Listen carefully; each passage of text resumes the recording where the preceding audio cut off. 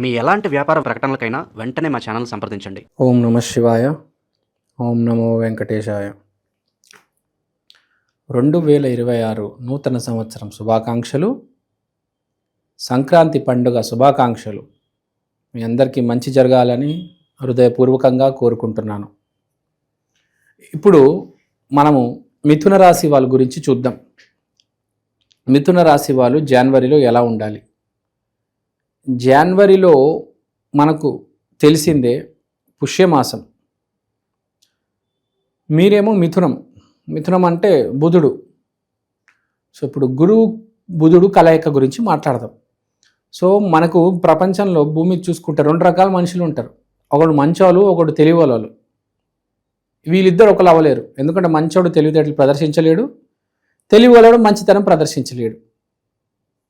ఏదో అప్పుడప్పుడు మంచి పనులు చేస్తాడు, కానీ తెలివివాడైతే ప్రతిసారి మంచిని పట్టుకొని ఊగలేడు. ఎందుకంటే తెలివితేటలు ఉన్నప్పుడు మంచి చెడు 2 పక్కన పెట్టేసి ఏదైతే మనకు ఏ పని చేస్తే డబ్బులు వస్తాయో వాడు ఆ పనే చేస్తాడు. ఆలోచించడు, అరే ఇక్కడ నేను ఇది చేస్తే డబ్బులు పోతాయి అని ఎప్పుడు ఆలోచించడాడు. ఇది చేస్తే డబ్బులు వస్తాయి అంటేనే చేస్తాడు. అది అప్పుడప్పుడు రైట్ అవ్వచ్చు, అది అప్పుడప్పుడు రాంగ్ అవ్వచ్చు. కాబట్టి మనం అర్థం చేసుకోవాల్సింది ఏంటంటే మిథున రాశి వాళ్ళు జనవరి మాసంలో జాగ్రత్తగా ఉండాలి. మెయిన్గా మీ హిడెన్ సీక్రెట్స్ ఎక్స్పోజ్ అవుతాయి.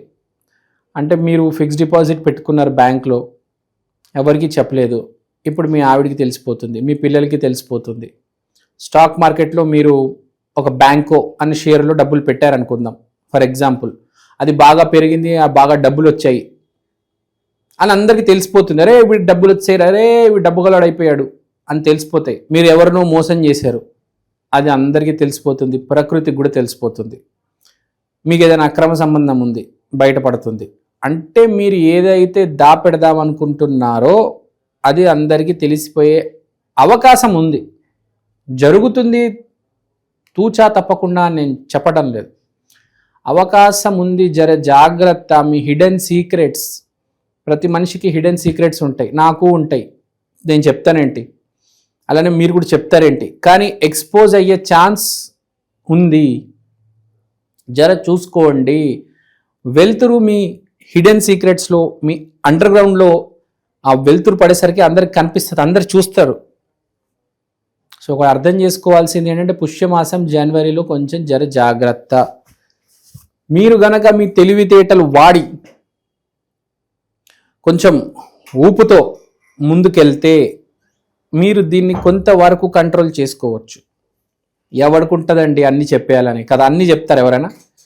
కొన్ని దాయాలు కదా, ఎవరైనా కానీ కొన్ని దాయాల్సి వస్తుంది, కొన్ని కాపాడుకోవాల్సి వస్తుంది. ఇప్పుడు నాకు ఈ ఆస్తి ఉంది, పత్రాలు అందరికి చూపించుకుంటూ తిరుగుతానా ఏంటి? ఆస్తి పత్రాలు బీరువాలో ఉంటే బాగుంటుంది కదా. ఆస్తి పత్రాలు వాట్సాప్లో షేర్ చేస్తామా ఏంటి అందరికీ? చెప్పండి కదా. కొన్ని వస్తువులు దాపెడితేనే బాగుంటుంది. ఇప్పుడు మనకు చెప్పింది అదే 8వ ఇల్లు, హిడెన్ థింగ్స్, హిడెన్ ఆస్పెక్ట్స్. దాని మీద వెలుతురు పడుతుంది. కొంచెం ఇబ్బంది కదా ఎవరికైనా. ఏదో తప్పు చేసి ఉన్నారు, వేలెత్తి చూపిస్తున్నారు, మీకు ఇబ్బంది ఉండదా? మీ పరువు ప్రఖ్యాతులు ఏమవుతాయి? దానివల్ల మీకు ఆర్థికంగా, వివాహపరంగా, ఆరోగ్యపరంగా కూడా దెబ్బ తగలొచ్చు కదా. ఇప్పుడు మెయిన్గా ఇక్కడ ఈసారి ఇది మీ హిడెన్ ఆస్పెక్ట్స్ గురించి చెప్పాను. ఇప్పుడు రిలేషన్షిప్ గురించి మాట్లాడదాం. ఆరోగ్యం చాలా బాగుంటుంది. మీరు న్యూ ఇయర్ రెజల్యూషన్ తీసుకొని జిమ్ జాయిన్ అవ్వడం, ఏరోబిక్స్ జాయిన్ అవ్వడం, జుంబా చేయడం, ఫిట్నెస్ డ్యాన్స్ చేయడం, లేకపోతే కమర్షియల్ డ్యాన్స్ స్టెప్పులు వేయడం, ఇలాంటివి రకరకాలు చేస్తారు. అంటే హెల్త్ కోసం మీరు క్రికెట్ ఆడొచ్చు, జంపింగ్ చేయొచ్చు, స్కిప్పింగ్ చేయొచ్చు. హెల్త్ మీద ఎంతో కొంత కాన్సన్ట్రేట్ ఉంటుంది. ఏమీ లేకపోయినా కనీసం వాకింగ్ అయినా చేస్తారు. అంటే మీ ఆర్థిక స్థితి బట్టి, మీ జాతకం బట్టి మీకు ఎంత అప్రోచ్ ఉంటే మీరు అంత ఈ ఫిజికల్ యాక్టివిటీస్ ఎక్స్ప్లోర్ చేస్తారు. అన్ని రకాల సప్లిమెంట్స్ తీసుకుంటారు, మల్టీవిటమిన్స్ తీసుకుంటారు. ఆల్ ఓవర్ హెల్త్ అనేది బాగా గట్టిగా ఫోకస్ చేస్తారు. ఆరోగ్యం బాగుంది. ఆర్థికంగా మాట్లాడదాం. ముందే మాట్లాడుకున్నాం మనం. మీరు ఆర్థికంగా కొంచెం ఎదగాలంటే తెలివితేటలు వాడాలి, మంచి చెడుని పక్కన పెట్టాలి. కానీ నేను చెప్పేది ఏంటంటే 10 రూపాయలు పోయినా పర్లేదు, మంచికి మనము కలిసి ఉన్నాము, మంచిది పట్టుకుని ఉన్నాము. కానీ మీ జాతకం మిథున రాశి ఏంటంటే మంచి చెడు చూడదన్నమాట, డబ్బునే చూస్తుంది. మిథున రాశి అంటే డబ్బు, మంచి చెడు చూడదు. అలా అని చెప్పి మీరు అందరినీ కాల్ చేసి పీకేసి రక్కేయరు. కానీ అప్పుడప్పుడు నేను చెప్పేది ఏంటంటే ప్రకృతి గురించి కూడా ఆలోచించాలి, మనుషుల గురించి కూడా ఆలోచించాలి. ఇప్పుడు ప్లాస్టిక్ వ్యాపారం చేస్తున్నారు, లేకపోతే ఏదో ఒక వ్యాపారం చేస్తున్నారు, అది ఈకో ఫ్రెండ్లీ వ్యాపారం చేయొచ్చు, బయోడిగ్రేడబుల్ వ్యాపారం చేయొచ్చు. కానీ మీరేమో డబ్బులు అయిపోతాయి, ఈ ఫిల్టర్ కొనాలి, ఆ ఫిల్టర్ కొనాలి అని చెప్పేసి కకృతి పడకుండా ప్రజల గురించి ప్రకృతి గురించి ఆలోచించి మీరు కొంచెం మీ వ్యక్తిత్వ వికాసంతో తెచ్చుకొని కొంచెం చైతన్యం తెచ్చుకుంటే ఒక 10 రూపాయలు పోయినా మీరు చేస్తున్న వ్యాపారం వల్ల 10 మందికి హాని జరగదు. మీకు డబ్బులు వస్తున్నాయండి, డబ్బులు బాగానే కనిపిస్తున్నాయి, బుధుడు మంచి ఫామ్లో ఉన్నాడు, మీకు వ్యాపారం బాగా నడుస్తుంది. వ్యాపారం అంటే బుధుడు, బుధుడు అంటే వ్యాపారం. కానీ దానివల్ల ఇబ్బంది జరగకూడదు కదా. ఇప్పుడు ఫర్ ఎగ్జాంపుల్ నేను సినిమా యాక్టర్ని అనుకోండి, నేను ఒక సినిమా తీశాను, కొంచెం మంచి సినిమాలు తీయాలి కదా. బూతు సినిమాలు, పిచ్చి పిచ్చి సీన్లు ఉన్న సినిమాలు తీయకూడదు కదా. సొసైటీలో మీకే కదా పిచ్చి పేరు, చెడు పేరు. కాబట్టి మంచి యాక్టర్ అన్నప్పుడు మంచి సినిమా తీయాలి, పిచ్చి సినిమాలు తీయకూడదు. పిచ్చి సీన్లు, ఎక్స్పోజింగ్ సీన్లు. మంచి సినిమా ఒక 10 మందికి ఒక చైతన్యం తీసుకొచ్చి 10 మందికి ఒక మంచి జరిగే సినిమా తీయాలి, ఒక బొమ్మరిల్లు లాంటి సినిమా తీయాలి. పిచ్చి పిచ్చి చిత్రాలు తీయకూడదు. అట్లనే మీరు కూడా ఏ వ్యాపారంలో ఉన్నా, ఏ జాబ్లో ఉన్నా మీ వల్ల కొంచెం మంచి జరిగేటట్టు చూసుకోవండి. పిచ్చి సినిమాలు, బూతు సినిమాలు తీస్తే డబ్బులు వస్తే కానీ పేరు ప్రఖ్యాతి పోతుంది. కాబట్టి ఆ అవకాశం ఉంది.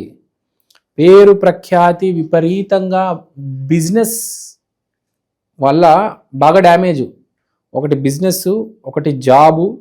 మెయిన్గా ఈ సినిమా ఫీల్డ్లో ఉన్న వాళ్ళు, తర్వాత పాలిటిక్స్లో ఉన్న వాళ్ళు మనం చూసుకుంటాం. పబ్లిక్ లైమ్ లైట్లో ఎవరు ఉంటారండి? సినిమా వాళ్ళు, పాలిటిక్స్ వాళ్ళు, ఇన్ఫ్లుయెన్సర్స్. ఈ ముగ్గురే కదా.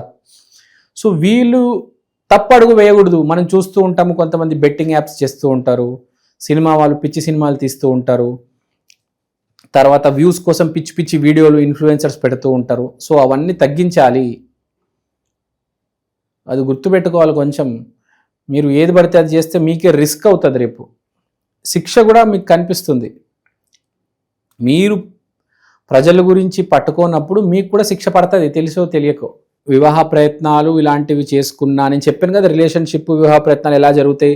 పెళ్లి చేసుకుంటే మంచి అమ్మాయి తగులుతుంది, పార్ట్నర్ అయినా మంచి అమ్మాయి వస్తుంది. మంచి కాలం పుష్యమాసం బాగా మీకు ఒక రకంగా ఈ వివాహపరంలో ఆ రిలేషన్షిప్ ఈ అంశాల్లో బాగా కలిసి వస్తుంది. కొంతమందికి ఎవరికైతే నూతన ఈ రిలేషన్షిప్ అనే ప్రపంచంలో అడుగు పెడుతున్నారు వాళ్ళకి మంచి పార్ట్నర్ దొరికే ఛాన్స్ ఉంది. ఎస్పెషల్గా ఈ డాక్టర్స్, ఇంజనీర్స్కి ఈ ప్రయత్నాలు తరచుగా జరుగుతూ ఉంటాయి, కొత్త పార్ట్నర్ కోసం వెతుకుతూ ఉంటారు. వాళ్ళకి ఈసారి మంచి అమ్మాయి తగిలే ఛాన్స్ ఉంది. So it's actually a good news for the engineers and the doctors and whoever are active in this relationship field. So let's go ahead. Relationship అయిపోయింది. ఆరోగ్యం, ఆర్థికంగా బయటికి వెళ్ళేటప్పుడు హెల్మెట్ వేసుకొని తిరగండి. కానిస్టేబుల్ మిమ్మల్నే పట్టుకునే అవకాశం ఉంది, ముందే చెప్తున్నాను. మీరు తప్పు చేస్తే మీరు దొరికిపోతారు ఈసారి జనవరి మాసంలో, పుష్యమాసంలో. అండ్ మోస్ట్ ఇంపార్టెంట్ పాయింట్, మీ భార్య దగ్గర ఏది దాయవద్దు.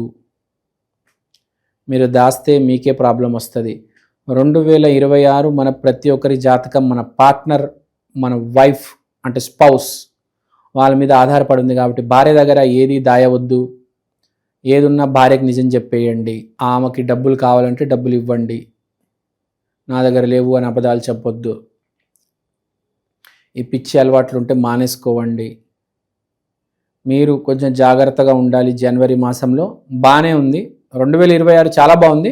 జనవరి మాసం కొంచెం జాగ్రత్తగా ఉండాలి. ఏ హాని లేదు, కానీ మీరు తప్పు చేయవద్దు అంతే. తప్పు చేసి మీ మీదకి తెచ్చుకోవద్దు. మీరు సరైన మనిషి, ధర్మ మార్గంలో ఉన్నారు. కర్మ సరిగ్గా చేస్తున్నారు అంటే మీకు ఏ ప్రాబ్లం రాదు. సరే, ఎంతో కొద్దిగా అలజడి కనిపిస్తుంది కాబట్టి చిన్న రెమెడీ చెప్తాను, చేసుకోండి. మిథున రాశి అంటే వెంకటేశ్వర స్వామి. మీరు ఏం చేస్తారంటే ఏ మంచి టీటీడీ టెంపుల్, మీ ఇంటి దగ్గర ఉన్న టీటీడీ టెంపుల్ చూసుకొని ఒకసారి వెళ్ళిరండి, సాష్టాంగ నమస్కారం చేయండి. ఏమైనా తప్పు చేసి ఉంటే నేను తప్పు చేశాను అని చెప్పండి. అక్కడ నేను అపాలజీ అడుగుతున్నాను, నన్ను క్షమించమని అడుగుతున్నాను అని ఒక్కసారి చెప్పేయండి, చెప్పి మారిపోవండి. That's enough. I hope you all do well. Thank you అండి, థ్యాంక్ యూ సో మచ్. అందరు బాగుండాలి, అందులో మీరు ఉండాలి. శ్రీమాత్రే నమః.